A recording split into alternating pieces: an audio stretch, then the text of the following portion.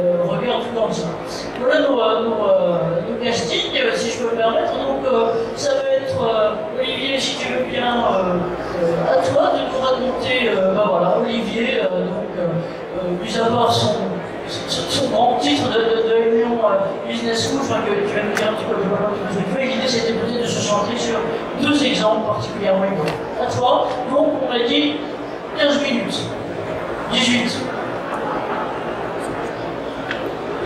Il marche, oui, c'est mieux. Bon, j'ai la montre pour être sûr de ne pas me faire gronder par Anne-Marie. 15 minutes. Plus près. Plus près. Donc, Olivier Bachelard, si vous voulez voir, moi je travaille plutôt sur les questions de santé, sécurité. Donc, un petit coup de Google, vous trouverez vite. Le dernier bouquin s'intitule Le bien-être au travail. De réédition, c'est ça? Voilà. Si vous allez. Le Sénat a fait une vidéo sur ses journées entreprises sur le bien-être au travail. Bref, vous trouverez ça sous forme d'ouvrage, de vidéo. Voilà pour la présentation. Donc moi, à l'origine, j'ai monté le campus de Lyon à Saint-Étienne avec un bachelor in Business Administration, 4 ans post-bac. Et on l'a ouvert très vite pour que vous compreniez la philosophie. L'année suivante à Casablanca, l'année suivante à Shanghai, l'année suivante à Bhubaneswar en Inde, à Paris, juste en face de la gare de Lyon. Les étudiants rentrent par n'importe quel campus, c'est le même concours, et tournent comme ils veulent entre les campus. Obligation de faire plusieurs semestres à l'étranger pour être diplômé, et sur plusieurs continents. Et évidemment, vous parlez au moins 3 langues. Une formation très internationale. Alors, je vais vous faire cette intervention en 3 petits points. Premier point, la baseline de l'école, c'est Early Maker. C'est pas juste un slogan. L'idée, c'est vraiment de l'action learning. On fait des allers-retours entre la réflexion et l'action, parce que former des gens qui réfléchissent bien, ça ne nous intéresse pas, on veut des gens qui agissent. Et si possible, agir, comme disaient les Grecs, dans l'instant. C'est le kéros, au bon moment, pas après la guerre. Ok? Et du coup, concrètement, on n'a plus de salle de cours, on n'a plus de cours au sens traditionnel. La chaîne de valeur historique, qui était connaissance, transmission de connaissances par des profs, diplômes, a été complètement remplacée par compétences, accompagnement de ces compétences et de ces talents, et employabilité. Ce qui veut dire qu'on est énormément sur du projet de la mise en situation, sauf que, évidemment, si on reste entre nous, on ne va pas apprendre grand-chose. Donc, l'idée, c'est de décloisonner entre un triptyque, les entreprises, les écoles et les écoles entre elles, parce que les écoles d'ingénieurs travaillent entre elles, les écoles de business entre elles, et on n'avance pas à grand-chose, et les territoires. Donc ça, c'est la philosophie de l'école, on pourra y revenir si vous voulez, ce qui explique que, par exemple, on n'a plus d'amphithéâtre, ça n'a pas de sens. C'est pas de l'enseignement de masse, c'est de l'accompagnement individualisé des compétences. On est en train de construire un site de 30 000 m² en plein centre de Lyon, il n'y aura plus de salle de cours. On va beaucoup plus loin, on pourra en parler. Et on va prendre 2 exemples. Premier exemple, le hackathon qu'on a fait avec une entreprise qui s'appelle Tuan. C'est une très vieille entreprise qui date de 1847, qui est spécialisée dans les tissus médicaux. Donc ça, si je peux me permettre juste de l'intérêt, c'est que l'exemple là est un exemple de santé numérique. Si on peut dire qu'il est finalement... C'est ça. Donc cette entreprise était en se disant, les poilus pendant la guerre, ils ont beaucoup souffert, mais ils n'avaient jamais de varices, parce qu'ils avaient des bandes moltières. Et donc ils ont très vite travaillé sur les tissus techniques, et donc aujourd'hui ils font tout un tas de produits, genouillères, jambières, balles de contention, etc. Quelle était l'idée? On va mélanger les étudiants du territoire, donc pour être clair, c'est l'école des mines, nous, Télécom Saint-Étienne, qui travaille beaucoup sur le digital, les mises. On les fait travailler une journée ensemble et apporter des idées un peu novatrices. Exemple d'idées en une journée que des étudiants mis ensemble sont capables d'apporter en travaillant sur les usages, en travaillant sur le business model, sur la technologie. Exemple concret, si on faisait une genouillère équipée de capteurs avec un petit airbag, et le jour où la rotule se déplace, le capteur en temps réel peut gonfler suffisamment l'airbag pour la repositionner. Des balles de contention avec des tensiomètres qui captent le type de pathologie et sont capables en temps réel de tendre plus ou moins la fibre là où il y a besoin de tendre. C'est pas un bureau d'études qui a planché des années, c'est un groupe d'élèves en une journée qui fait ça, et évidemment derrière le bureau d'études s'en empare. Alors évidemment, c'est un peu de manipulation. Concrètement, moi le matin, très tôt, j'amène des imprimantes 3D de notre Fab Lab pour prototyper, etc. Les étudiants sont accompagnés, et à la fin, ils sont capables de s'emparer de problématiques et d'aller dans le champ de la santé, alors que spontanément, il y a plein d'étudiants qui n'iraient pas. Donc ça leur développe une appétence pour cette dimension-là. Ça, c'est l'exemple 1. Une journée à hackathon, on trouve des exemples de ce type, mais c'est pas si évident que ça de construire ça. Deuxième exemple. Juste dans 30 secondes, là c'était juste pour montrer quelques photos. Tu as quelques images. Voilà, quelques images, j'avais celle-ci.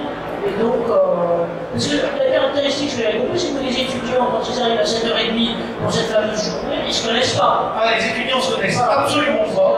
Tout le monde dans la bassine. Tout le monde dans la bassine, on fabrique les équipes. Alors, il y a un peu de mise en scène, hein, évidemment. Chaque équipe a une couleur de t-shirt, se donne un nom, on crée une dynamique collective. C'est un peu de préparation pour y revenir. En amont, c'est un peu de boulot quand même. Mais c'est une journée très très intense pour les étudiants. On fait ça le week-end parce que le reste de la semaine, ils ont leur programme dans chacune de leurs écoles. Donc c'est sur la base de volontariat. Et l'énergie et la créativité que ces étudiants peuvent mettre si on crée le contexte pour faire ça est assez bluffant. Et on sent d'ailleurs, par exemple, parce que j'ai vu quelques vidéos, on vous indiquera sur le site hein, que Olivier m'a fait passer, mais on sent je dirais, à la fois pour le coup, c'est, je ne vais pas dire d'engagement parce que maintenant il fait 30 heures, mais une implication et une forme de fierté de vraiment de faire ça qui est assez génial. Complètement. Et ce qui est étonnant, c'est de voir les professionnels du secteur. Donc là, par exemple, le patron d'innovation de Tuan, M. Ducotet, était scotché de voir ce qu'ils étaient capables de faire en une journée, en hybridant des compétences très spécifiques qui s'hybrident pas tellement. Alors vous me direz, encore une fois, là, l'exemple 1, c'est sur une journée. L'exemple 2, un tout petit peu plus compliqué à construire. Pour vous donner le cadre, on a une structure qui s'appelle l'AGERA en Auvergne-Rhône-Alpes, qui veut dire l'Alliance des grandes écoles Auvergne-Rhône-Alpes. C'est une quarantaine de grandes écoles, d'ingénieurs, de business, de beaux-arts, d'architecture et d'autres types d'écoles. Quelle est l'idée? On a fabriqué un truc, je suis désolé, c'est moi l'inventeur de cette ânerie, on a appelé ça Orasmus. Vous connaissez tous Erasmus, on va voter pour les européennes, c'est une belle réussite. Nous, on s'est dit, on va faire découvrir l'Auvergne-Rhône-Alpes à des étudiants qui étudient en Auvergne-Rhône-Alpes. Quelle est l'idée? Et qui n'en viennent pas forcément. Ils n'en viennent pas forcément, hein, c'est des grandes écoles nationales. Quelle est l'idée? On fait des équipes de 8 étudiants. 2 étudiants de l'École nationale supérieure de sécurité sociale, l'école qui fabrique les dirigeants de la sécurité sociale. Même fonctionnement que l'ENA, moitié d'élèves internes, moitié d'élèves externes. Allez, il y a 98% des Sciences Po. C'est le même concours que l'ENA et le HESP. Deuxième école, on met des ingénieurs d'école des mines. C'est une belle école. Troisième école, on met des étudiants d'école supérieure d'art et design de Saint-Étienne, qui est une très belle école de design, parce qu'ils sont très bons sur le design thinking, les usages. Quatrième école, évidemment, on met les nôtres. Et moi, je mets des premières années qui sortent du bac, donc certains ont 16 ans, sont mineurs. Et évidemment, ils peuvent venir de plein de pays différents. Il y avait un Chinois qui parlait à peine le français. C'est un décloisonnement fort. Alors vous imaginez, en termes d'âge, c'est pas si simple. Par exemple, à l'EN3S, on avait des gens qui étaient cadres dirigeants de 40 et quelques années face à des petits jeunes de 16 ans. L'école des mines, c'était des deuxièmes années, ça veut dire des bac plus 4, 2 ans de prépa, plus. Voilà, donc c'est pas le même niveau de maturité. Qu'est-ce qu'on a fait? On a été chercher des entreprises qui avaient des projets avec une dimension globale. Exemple, une mutuelle, EOVI, qui est en train de devenir Alesio, qui nous dit voilà, moi j'aimerais bien développer un centre de télémédecine en libre service. Il y a plein de problématiques, je ne sais pas bien faire. Quel matériel utiliser? Comment on partage les données de santé? Une mutuelle, la sécurité sociale, on est en France. Hein. C'est quoi les usages? quel type de business model, on facture quoi à qui. Exemple, deuxième entreprise, sur lequel on a mis un groupe de 8 étudiants aussi, de la même façon. Le gérontopole de Saint-Étienne qui nous dit, voilà, pour le maintien des personnes à domicile, il y a plein d'intervenants. Il y a des sociétés qui font du ménage à domicile, même la Poste peut accompagner vos personnes âgées, il y a du portage de repas à domicile. C'est une anarchie complexe, il n'y a pas de business model intégré et c'est pas très satisfaisant. Explorer le futur, qu'est-ce qu'on peut faire?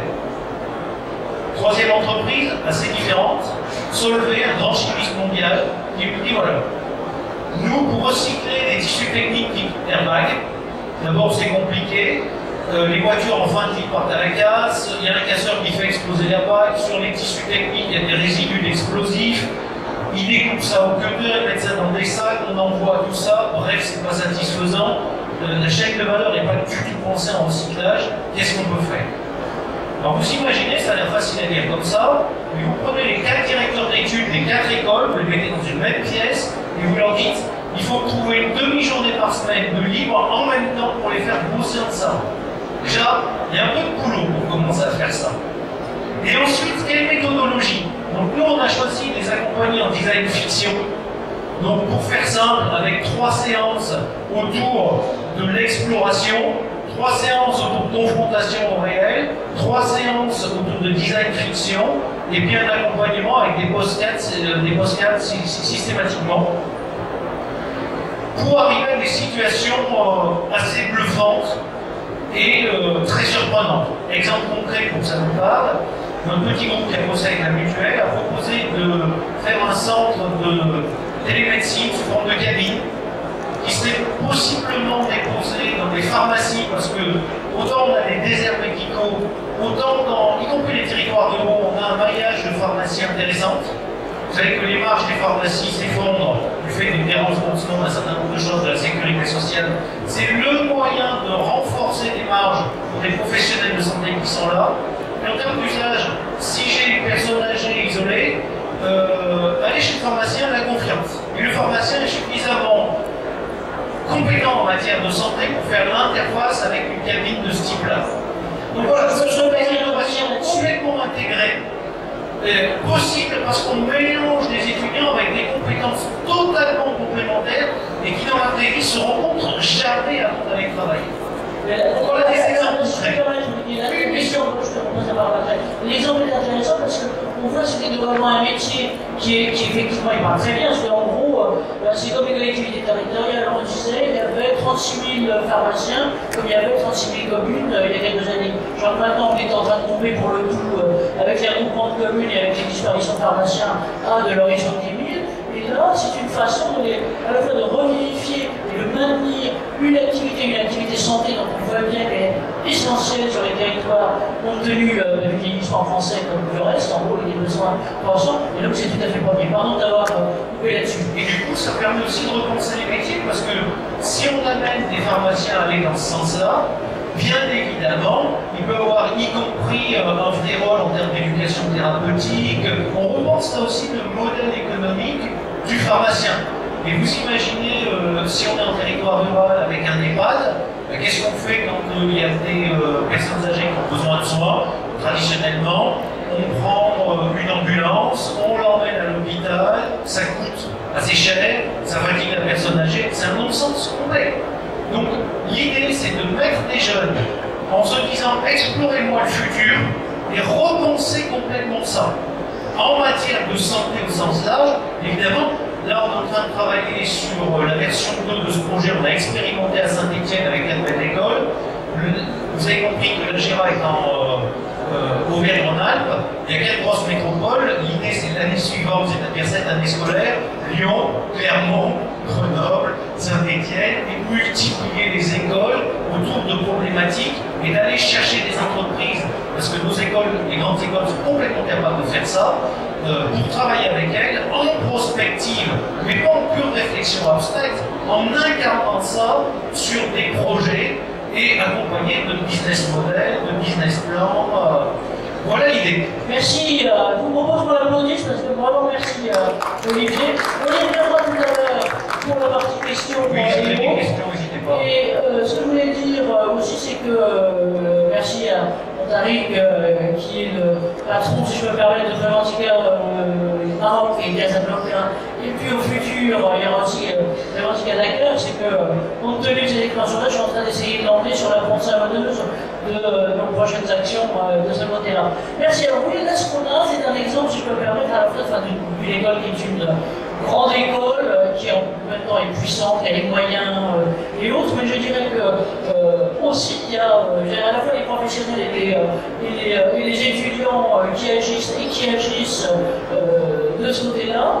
Et je vais maintenant, si je peux me permettre, interviewer, si tu peux leur